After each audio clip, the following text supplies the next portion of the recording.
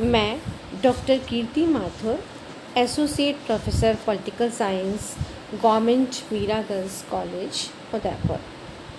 बच्चों, आज हमारे अध्ययन का विषय है कि अरस्तू ने क्रांति का क्या अर्थ बताया।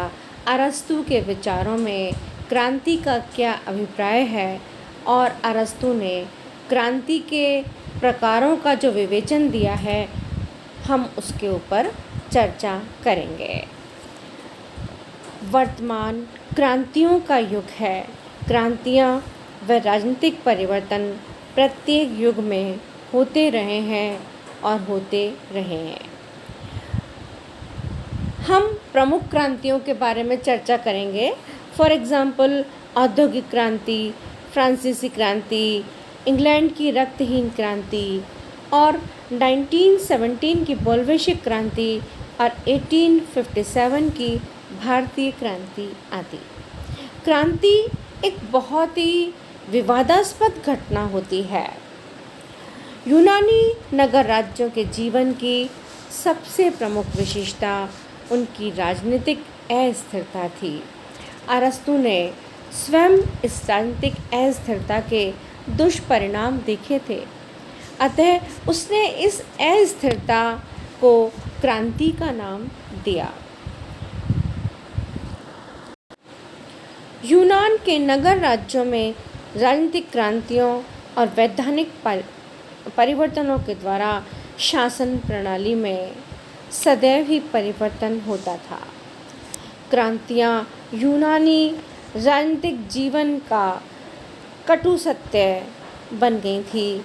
क्रांतियों के कारण यूनानी नगर राज्यों का राजनीतिक जीवन बहुत ही अस्थिर और अनिश्चित सा हो गया था और सदैव ही सत्ता में परिवर्तन होता रहता था।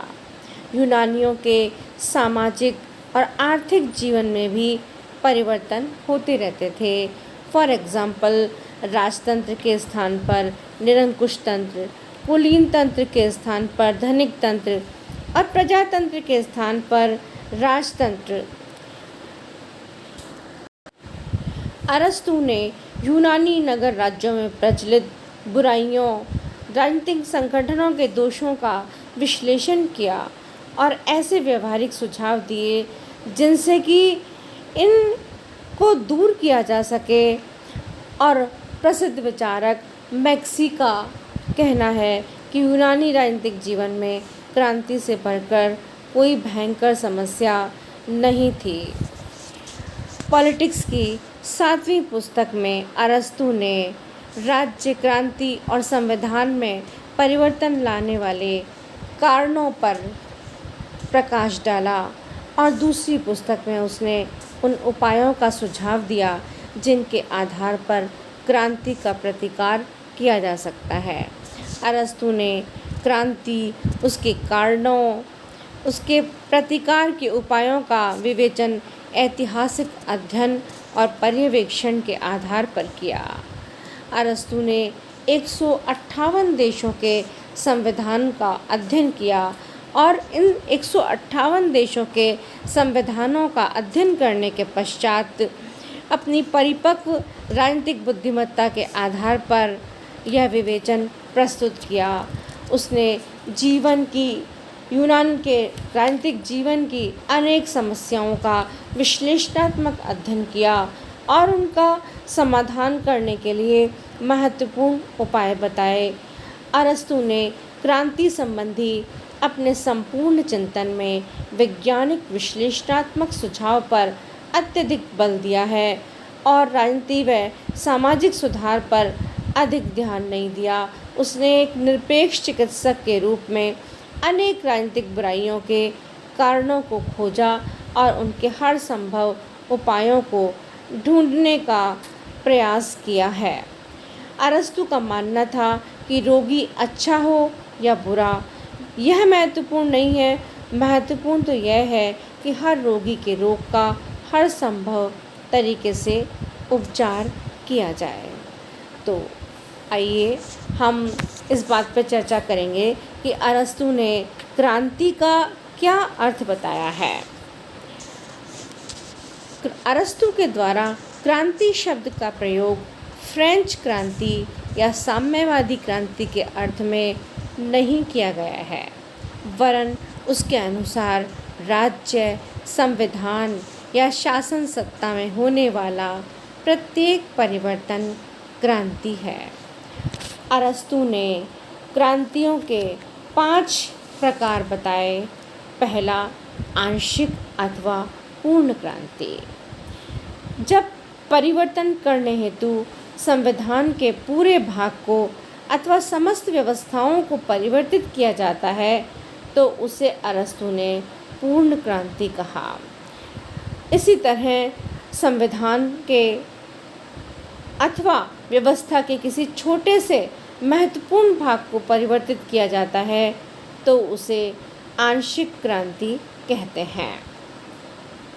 पूर्ण क्रांति में व्यवस्थित और प्रचलित राज्य की सामाजिक, आर्थिक, राजनीतिक और प्रशासनिक व्यवस्थाओं को जड़ मूल से हटा दिया जाता है।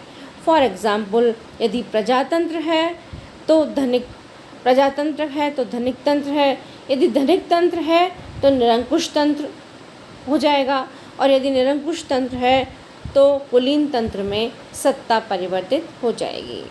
इसी प्रकार अरस्तु ने क्रांति का दूसरा प्रकार बताया, रक्तपूर्ण व रक्तहीन क्रांति।